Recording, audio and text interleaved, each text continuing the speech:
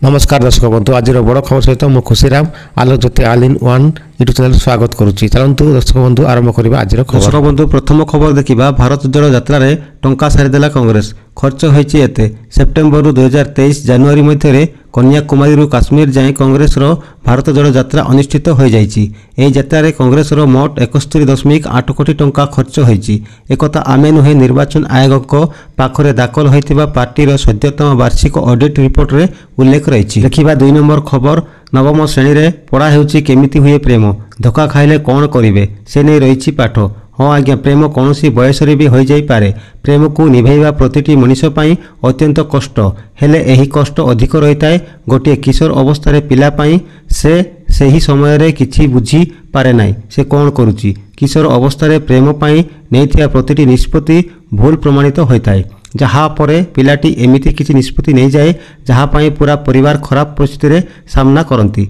सही सबू परिस्थिति को एड़ाया पाई एबे सीबीएसई रो नवम श्रेणी बही रे रही प्रेम को नहीं पाठ। देखिबा परवर्ती खबर मोदी प्रशंसक पाल्टिले वरिष्ठ कांग्रेस नेता आचार्य प्रमोद कृष्ण कहते जे मु मोदी जी को प्रथम थर भेटी मोर कौन द्वंद्वा नहीं जे प्रधानमंत्री निश्चित भाव में किसी ईश्वरीय शक्ति द्वारा आशीर्वाद प्राप्त हुंती तांको भेटिबा परे यह हेउची अनुभव। यापर मु कहिपारे जे से ईश्वरीय शक्तिर प्रतीक मु कल्की धामर मूलदुआ पकाइबा समारोह पाई प्रधानमंत्री को निमंत्रण करने को जाउथिली। मु तांको कृतज्ञता जनाउछि जे प्रधानमंत्री मोर नियंत्रण ग्रहण करचंती। कल्की धामर भक्त माने बहुत खुशी अचंती। भक्तों भावना थिला जे जेपरी मोदी अयोध्या श्रीराम मंदिर उद्घाटन करथिले सेही भली कल्की धाम निर्माण समस्त कार्य प्रधानमंत्री द्वारा करा उचित। दर्शक बंधु देखिबा परवर्ती खबर प्रधानमंत्री ओडिशा गस्त कार्यक्रम रे कार्यसूची आजिर प्रधानमंत्री गस्त नहीं शिक्षा मंत्री धर्मेंद्र प्रधान सूचना। काली प्रधानमंत्री आसिबा सह अनेक प्रकल्पर लोकार्पण करेंगे। काली सोनपुर श्रीक्षेत्रपुरी को एक ट्रेन रे शुभारंभ करेंगे। 4टी विद्युत प्रकल्प लोकार्पण और शिलान्यास करेंगे। ब्राह्मणी उपर 2टी पदर लोकार्पण करेंगे। ठीक अच्छे दर्शक बंधु देखिबा 5 नंबर खबर केंद्र सरकार दमदार योजना मासक मिलिबो 3000। पीएम श्रम योगी मनधन योजना रे विनियोग करने को हेले बयस समय सीमा धार्य करा जायछि। एतिरे विनियोग करने को हेले उपभोक्ता को 18 ରୁ 40 वर्ष होइतिबा आवश्यक। विशेषकर सरकार असंगठित क्षेत्र सह जड़ित लोकंक पई एही योजना आनिचंती। यदि जने श्रमिक 18 वर्ष बयस रे एही योजना रे विनियोग करंती तेबे तांको प्रति मास 55 टंका देबाकू पड़िबो। आउ एपरि आपनको 60 वर्ष जाए देबाकू हेबो। आपनको 60 वर्ष बयस हेबा परे एही योजना अधीन रे प्रति मास 3000 टंका पेंशन आकार रे मिलिबो। जदि आपण एही योजना रे निवेश करबा को चाहंती तेबे आधार कार्ड पासपोर्ट साइज फोटो परिचय पत्र मोबाइल नंबर निज आय प्रमाण पत्र भली डॉक्यूमेंट देबे। ए संपर्क में अधिक जानिया पाई हेले पीएम श्रम योगी मनधन योजना वेबसाइट प्रदर्शन करि परिबे। दर्शक बंधु देखिबा परवर्ती खबर राम मंदिर रु बाहरुची पुला पुला टंका दिन को 2 थर खाली हेउची हुंडी लक्ष लक्ष भक्तों समागम हेउची आउ दान बाक्स भी फुल हो जाउची। मिलिथिबा सूचना अनुसार प्रतिदिन 2 थर लेखा दान बाक्स खाली करने को पड़ुची अर्थात 4टी बड़ दान बाक्स लागिथिबा बेले सबुगुड़िक फुल हो जाउची। थरे नुहे दिन को 2 थर लेखा बाक्स फुल हो जाउची। मंदिर ट्रस्ट सूचना अनुसार 10 दिन मध्य पाखापाखि 8 कोटी टंका दान आकार रे मिल सारानी। केवल सेतिकी नुहे ऑनलाइन माध्यम रे प्राय 3.50 कोटी टंका मिललानी जेउथिरे प्रसाद एवं दान राशि मध्य रही। दर्शक बंधु परवर्ती खबर शासक दल को प्रदीप को टार्गेट कहले नारंगी रे रंगायित हेबो पूरा ओडिशा। सोशल मीडिया रे मिछ प्रचार पाई 6 कोटी खर्च करुची बीजेडी। आगको समग्र ओडिशा रे जय श्रीराम नारा गुंजरण हेबो। आगको ओडिशा रे ऑरेंज लहर आसीबाकू जाउची। खूब शीघ्र ओडिशा रे ग्रीन रु ऑरेंज विराट परिवर्तन हेबो बोली से कहिसंती। एहा सह केते टंका खर्च होईची तार हिसाब रखिबो कि मुख्यमंत्री बोली कहिसंती प्रदीप। दर्शक बंधु एबे देखिबा 8 नंबर खबर एबे ई कॉमर्स साइट रे मिलिबो भारत चाउल दर वृद्धि मुकुलिया पाई सरकार बड़ घोषणा। देश में साधारण लोकों दर वृद्धि मुकुलिया पाई सरकार एक बड़ निष्पत्ति नेचंती। केजी पिछा मात्र 29 टंका मूल्य रे उपलब्ध सरकारी चाउल भारत चाउल वर्तमान निकटस्थ रिटेल दुकान गुड़िक लोकों उपलब्ध हेबो। अद्यावधि सरकार यह केवल मोबाइल व्यान माध्यम रे सीमित ढंग रे बिक्री करुछन। देखिबा दर्शक बंधु सहीपरि 9 नंबर खबर आपणक पाखरे राशन कार्ड अछि कि ताहेले जानतु मोदी सरकार को एही बड़ निष्पत्ति। ए योजना अधीन रे केंद्र सरकार प्रतिभागी राज्यगुड़िकर एवाई परिवार को चीनी उपरे 18.50 टंका सब्सिडी प्रदान करुछंती। एही अनुमोदन 15तम अर्थ आयोग अवधि 2022-21 रु 2025-26 मध्य 1850 କୋଟିରୁ ଅଧିକ ଲାଭ ପାଇବା ବୋଲି ଆଶା କରାଯାଉଛି। ଏକ ସରକାରୀ ବିବୃତ୍ତିରେ କୁହାଯାଇଛି ଯେ ଏହି ଯୋଜନା ଗରିବ ଶ୍ରେଣୀର ଲୋକଙ୍କ ପାଇଁ ଚିନି ଉପଲବ୍ଧତାକୁ ସହଜ କରିବ ଓ ସେମାନଙ୍କ ସ୍ୱାସ୍ଥ୍ୟର ଉନ୍ନତି ଆଣିବା ପାଇଁ ସେମାନଙ୍କ ଖାଦ୍ୟରେ ଶକ୍ତି ଯୋଗାଇବ।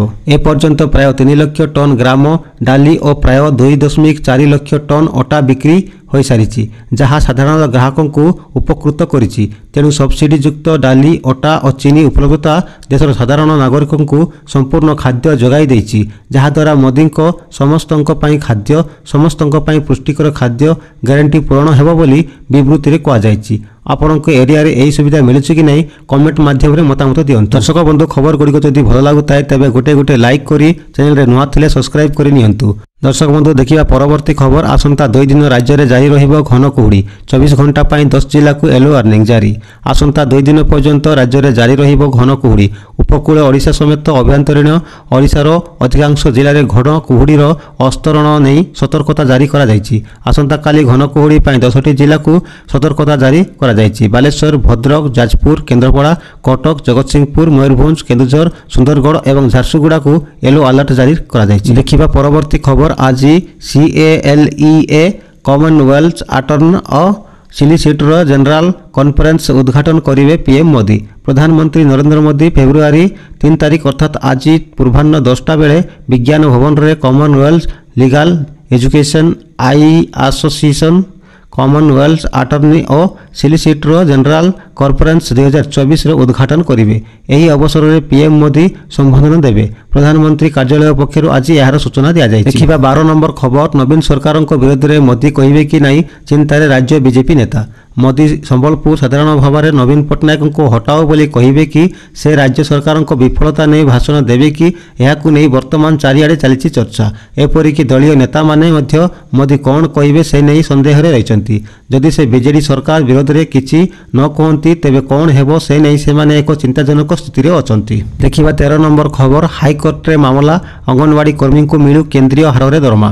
ଅଙ୍ଗନବାଡ଼ି କର୍ମୀଙ୍କୁ କେନ୍ଦ୍ରୀୟ ହାରରେ ଦରମା ପ୍ରଦାନ ନେଇ ହାଇକୋର୍ଟରେ ମାମଲା। ଏନେଇ ନୟାଗଡ଼ର ଜଣେ ଅଙ୍ଗନବାଡ଼ି କର୍ମୀ ହାଇକୋର୍ଟରେ ମାମଲା ଦାୟର କରିଛନ୍ତି। କେନ୍ଦ୍ରୀୟ ହାରରେ ଦରମା ସହ ଅନ୍ୟ ରାଜ୍ୟରେ ମିଳୁଥିବା ସୁବିଧା ଦାବି କରାଯାଇଛି। ମାମଲାରେ ମୁଖ୍ୟ ଶାସନ ସଚିବ, ମିଶନ ଶକ୍ତି ସଚିବ, ନୟାଗଡ଼ ଜିଲ୍ଲାପାଳଙ୍କ ସହ CDPOଙ୍କୁ ମଧ୍ୟ ପକ୍ଷଭୁକ୍ତ କରାଯାଇଛି। ଦର୍ଶକ ବନ୍ଧୁ, ଦେଖିବା ପରବର୍ତ୍ତୀ ଖବର। ଇଣ୍ଡିଆ ମେଣ୍ଟରେ ଫାଟ।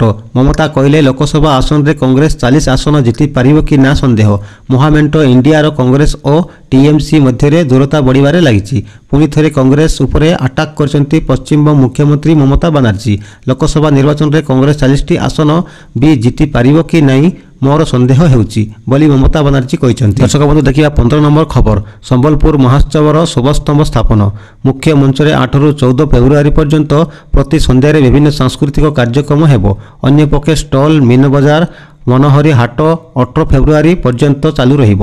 ବିଦ୍ୟାଳୟ ଓ ମହାବିଦ୍ୟାଳୟର ଛାତ୍ରଛାତ୍ରୀ ଦଳଗତ ନୃତ୍ୟ ପରିବେଷଣ କରିବେ। 4 ଫେବୃଆରୀ ସକାଳ 9ଟାରୁ ଗଙ୍ଗାଧର ମେହେର ବିଶ୍ୱବିଦ୍ୟାଳୟର ପରିସରରେ ବିଦ୍ୟାଳୟ ଓ ମହାବିଦ୍ୟାଳୟ ସ୍ତରୀୟ ଚିତ୍ରାଙ୍କନ ପ୍ରତିଯୋଗିତା ଆୟୋଜନ କରାଯାଇଛି। ଅଂଶଗ୍ରହଣ କରିଥିବା ଛାତ୍ରଛାତ୍ରୀଙ୍କୁ ମହୋତ୍ସବର ପ୍ରଥମ ସନ୍ଧ୍ୟାରେ ମୁଖ୍ୟ ମଞ୍ଚରେ ସାର୍ଟିଫିକେଟ୍ ଓ ପ୍ରତ୍ୟେକ ବର୍ଗର ପ୍ରଥମ 3 ଜଣ କୃତି ପ୍ରତିଯୋଗୀଙ୍କୁ ସାର୍ଟିଫିକେଟ୍ ସହ ଟ୍ରଫି ପ୍ରଦାନ କରାଯିବ।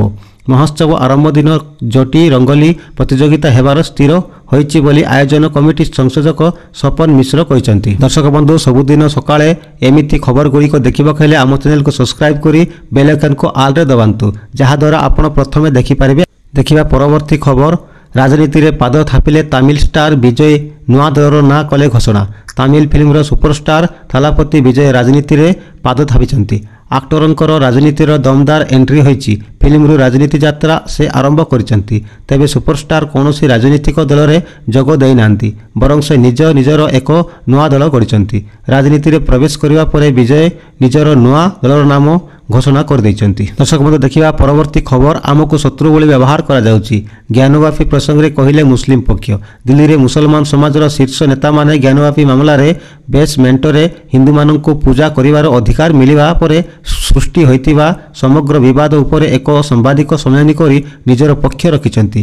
ଅଲ୍ ଇଣ୍ଡିଆ ମୁସଲିମ ପର୍ସନାଲ ଲ ବୋର୍ଡର ମୁଖପାତ୍ର ଡକ୍ଟର ସୟଦ କାମିମ ରସୁଲ ଇଲିୟାସ କହିଛନ୍ତି ଯେ ଯଦି ଆମ ଅଦାଲତ ଏଭଳି ଭେଦଭାବ କରନ୍ତି ତେବେ ନ୍ୟାୟ ବ୍ୟବସ୍ଥା ଉପରୁ ଆମର ବିଶ୍ୱାସ ହଜିଯିବ। ଦର୍ଶକ ବନ୍ଧୁ, ଦେଖିବା ପରବର୍ତ୍ତୀ ଖବର।